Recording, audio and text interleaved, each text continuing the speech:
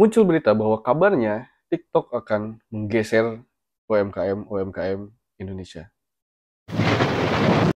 Oke, jadi hari ini gue baca di kumparan.com ada berita yang cukup mengagetkan mengenai TikTok dan juga UMKM.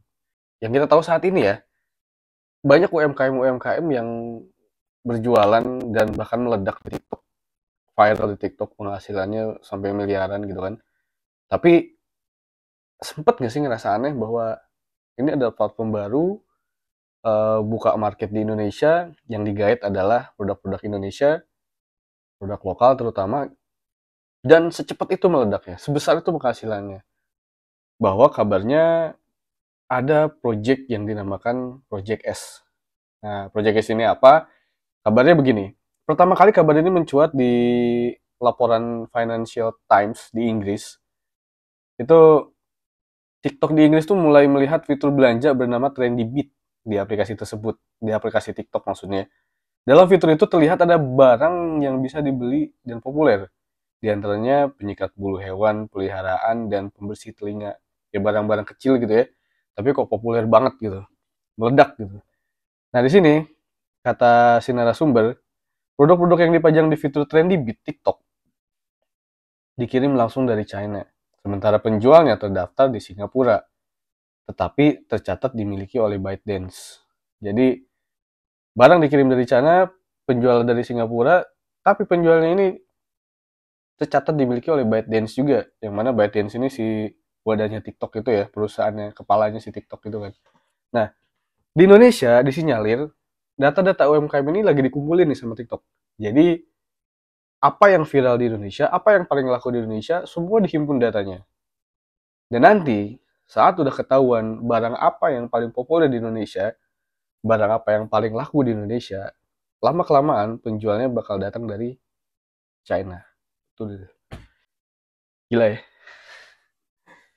Ah, ini mengingatkan gue, polanya tuh mirip dari gue pernah jadi vendor salah satu perusahaan dari Taiwan. Jadi saat itu banyak vendor-vendor lokal yang ditarik masuk, banyak vendor lokal yang berkibar di sana gitu kan. Tapi ada satu hal yang bikin gue merasa ganjel gitu ya. Mereka nggak ada masalah dengan harga awalnya, tapi semua tuh bener-bener digas, dijor gitu kan. Sampai suatu saat mereka bikin workshop sendiri di dalam perusahaan itu. Terus semua barang-barang yang udah kita supply itu lama-kelamaan mereka bikin sendiri. Terus hingga akhirnya banyak barang yang mereka bisa fabrikasi sendiri, vendor nggak kepake. Dari sisi internal perusahaan itu bagus buat cost down gitu kan. Sehingga mereka bisa lebih maksimal lagi, meminimalisir pengeluaran supaya ya untungnya bisa lebih gede gitu kan. Sederhananya kayak gitu. Dan ini menjadi keresahan juga saat gue awal-awal melihat fenomena banyaknya affiliate di TikTok yang cepet banget meledaknya, itu cepet banget. Dan penghasilan mereka tuh nggak kecil gitu. Ada yang dapat 10%, 20% bahkan dari nilai barang yang dijual. Itu menurut gue lumayan besar untuk seorang affiliate gitu kan. Atau sederhananya perantara gitu. Besar banget. Nah, kok bisa nih secepat itu meledaknya dan fenomenal banget gitu kan. Gue sih awalnya nggak berpikir ini pengumpulan data untuk suatu saat nanti apa namanya, produsen atau supplier diambil dari Cina gitu. Gue dulu cuma mikir bahwa mungkin nggak pada akhirnya TikTok kayak YouTube gitu. Di awal-awal tuh kayak bakal duit orang-orang kontributor atau yang terlibat konten kreator segala macam tuh penghasilannya kan luar biasa kan, besar dan cepet gitu. Tapi lama kelamaan kan menurun gitu kan. Gue awalnya mikirnya cuma sampai situ. Dan hari ini tanggal 5 Juli, gue nggak sengaja lagi scroll Instagram, tiba-tiba muncul berita di Kumparan.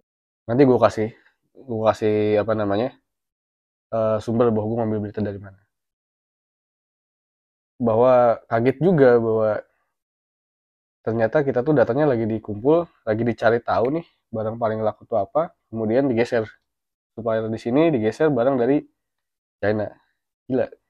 siap-siap aja. Jadi mumpung nih, kalau dari gue ya, agak sedikit oportunis, mumpung belum kejadian, mendingan UMKM cepet-cepet digas deh. Ambil untung sebanyak-banyaknya dari TikTok, dan sehingga waktunya sampai nanti, begitu bener-bener kejadian bahwa barangnya dikirim dari China, dari supplier China, kita tuh udah nyiapin backup plan. Gitu. Ini buat para UMKM yang lagi banyak jual di TikTok, gue rasa perlu diperhatikan. Jangan sampai nanti begitu saatnya tiba, kita bingung, kok tiba-tiba terlanjur nyetok banyak gitu kan. Karena pede, penjualannya kenceng sebelumnya. Tiba-tiba nanti digeser, banyak barang kebuang, dead stock, rugi, supaya nggak seperti itu gitu.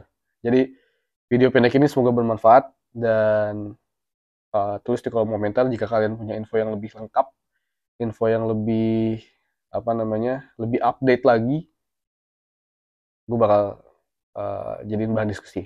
Gitu. Oke, thanks buat yang nonton. Mudah-mudahan kedepannya UMKM bisa semakin maju dan penghasilannya semakin lancar, semakin berkah. Sampai jumpa di video berikutnya dan bye.